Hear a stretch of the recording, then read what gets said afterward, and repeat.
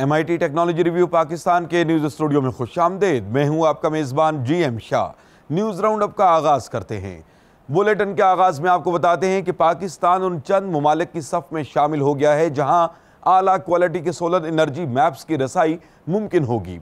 इन maps की बदौलत न सिर्फ कौमी एनर्जी सेक्टर की पैदावार में इजाफा होगा बल्कि शहरी भी इनसे फ़ायदा उठा सकेंगे। ये मैप्स वर्ल्ड बैंक और अल्टरनेटिव एनर्जी डेवलपमेंट बोर्ड के इश्तराक का नतीजा हैं। इस हवाले से अल्टरनेटिव एनर्जी डेवलपमेंट बोर्ड के CEO अमजद अली अवान का कहना है कि पाकिस्तान सोलर पोटेंशियल रखने वाला मुल्क है और इन मैप्स की बदौलत इस पोटेंशियल को नुमायां करने में भरपूर मदद मिलेगी।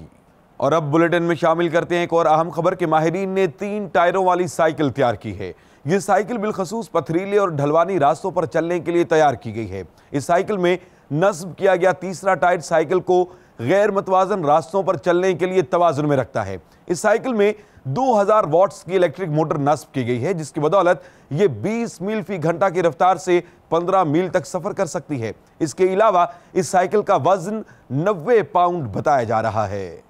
और अब बुलेटिन के आखिर में आपको बताते हैं कि नॉर्वेजन माहिर ने फलाही काम सर अंजाम देने के लिए मकड़ा नुमा रोबोट तैयार किया है।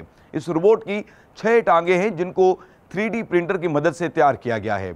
इस रोबोट की सबसे खास बात यह है कि ये गैर मतवाजन रास्तों पर आसानी से चल सकता है। इसके अलावा इसमें मोटर नस्ब की गई है जो 18 माह तक कारआमद रहती है, जबकि इसको रिमोट के जरिए कंट्रोल किया जाता है।